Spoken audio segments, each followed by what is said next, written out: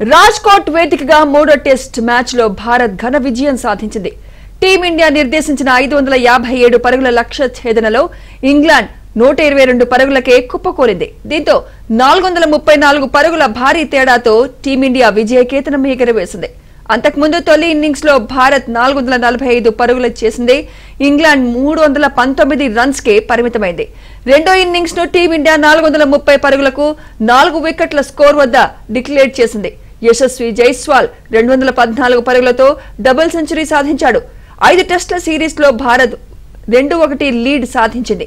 4వ test match ఫిబ్రవరి 23 నుంచి రాంచీ వేదికగా ప్రారంభం కానుంది. ఓడినా గెలిచినా ఇంగ్లాండ్ దూకుడైన బ్యాటింగ్ తో ప్రత్యర్థిపై ఆధిపత్యం ప్రదర్శించేందుకు ప్రయత్నిస్తూ ఉంటుంది. కానీ మూడో టెస్టులో భారీ లక్ష్యంతో ఛేదనను ప్రారంభించిన ఇంగ్లాండ్ బ్యాటర్లు వేగంగా ఆడేందుకు తీవ్ర ఇబ్బంది పడ్డారు. బజ్ బాల్ క్రికెట్ ను పక్కన పెట్టేసి మరీ ఇంగ్లాండ్ బ్యాటర్లు నెమ్మదిగా ఆడారు. రన్అట్ తో ఇంగ్లాండ్ వికెట్లు పతనం ప్రారంభమైంది. తొలి ఇన్నింగ్స్ లో భారీ సెంచరీ చేసిన బెన్ డకెట్ 4 అనవసర పరుగుకు యత్నించి రన్అట్ గా పెవిలియన్ కు చేరాడు. ఆ తర్వాత జాక్ రాలే 11ను బూమ్రా ఎల్బీ చేశాడు. డిఆర్ఎస్ వెళ్లినా ఫలితం ఇంగ్లాండ్ కు సానుకూలంగా రాలేదు.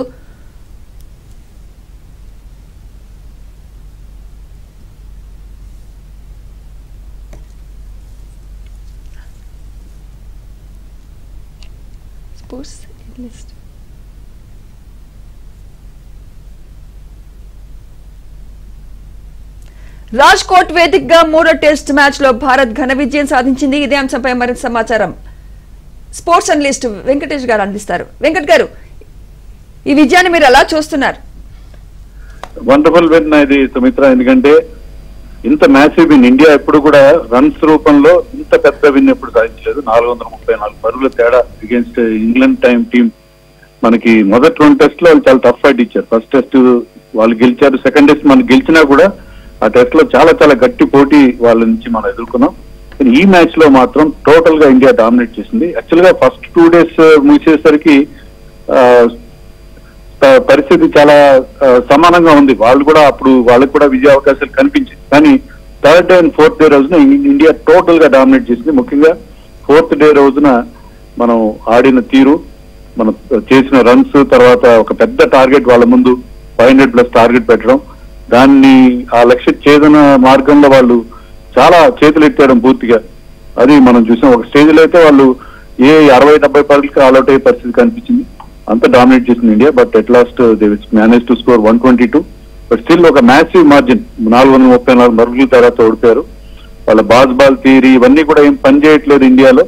సో ఇండియాలో ఎప్పుడు కూడా ఇండియాదే పై చేయి అని మొదటి టెస్ట్ లో కాస్త మన షేకీ కనిపించిన, ముఖ్యంగా మన బౌలింగ్ లో కానీ బ్యాటింగ్ లో కానీ కొంత ఇన్ఎక్స్పీరియన్స్ కనిపించిన, మనం ఈ మ్యాచ్ కి వచ్చేసరికి ఈ మ్యాచ్ లో యాక్చువల్ గా మనకి కొన్ని ప్రాబ్లమ్స్ కూడా ఎదురైనాయి. మనకి బ్యాటింగ్ లో చాలా చాలా ఇన్ఎక్స్పీరియన్స్ కనిపించింది. అలాగే midway through the match Ashwin నిష్క్రమణ కూడా అతని ఫ్యామిలీ రీజన్స్ వల్ల అది కూడా మనకి పెద్ద సెట్ బ్యాక్ గా కనిపించింది. కానీ third day and fourth day రోజున ఇండియా ఆడిన తీరు పూర్తిగా పట్టు బిగించడం, తర్వాత మ్యాచ్ లో ఇంత పెద్ద భారీ విజయం సాధించడం నిజంగా credit to Rohit Sharma and his team. అందరూ బాగా పర్ఫామ్ చేశారు. ముఖ్యంగా యశస్వి జైస్వాల్ పర్ఫార్మెన్స్ మనం మెచ్చుకోవాలి. అతను చాలా new to the test cricket, but ఇప్పటికే వరుసగా 2 డబుల్ సెంచరీలు కొట్టడం, ఇంగ్లాండ్ అటాక్ మీద అతను చేసిన కౌంటర్ అటాక్, ముఖ్యంగా ఆండర్సన్ బౌలింగ్ మీద అతను చేసిన ఎదురుదాడి అది ఎప్పటికి గుర్తుందో. వాళ్ళు సర్ఫరాజ్ ఖాన్ కూడా ఒక మంచి డెబ్యూ లభించింది. అండ్ రవీంద్ర జడేజా తన హోమ్ గ్రౌండ్ లో సెంచరీ చేయడంతో పాటు 7 వికెట్లు కూడా తీశాడు. మ్యాన్ ఆఫ్ ది మ్యాచ్ కూడా అతనికే వచ్చింది. సో ఎక్స్ట్రాడినరీ పర్ఫార్మెన్స్ ఇండియా నుంచి ఈ మ్యాచ్ లో. And they are well deserved victors. అంటే ఈ విజయంలో ఎవరికి ఎక్కువగా క్రెడిట్ ఇస్తారు మీరు? Credit I think it is a teamwork basically. ఎందుకంటే ఫస్ట్ ఇన్నింగ్స్ లో 3 వికెట్లు 33 for 3 అన్నప్పుడు కెప్టెన్ రోహిత్ శర్మ చాలా మంచి బ్యాటింగ్ చేశాడు. అతనికి జడేజా నుంచి సపోర్ట్ లభించింది. అలాగే సర్ఫరాజ్ ఖాన్, తర్వాత మన టైలెండర్స్ కూడా బాగా బ్యాటింగ్ చేశారు.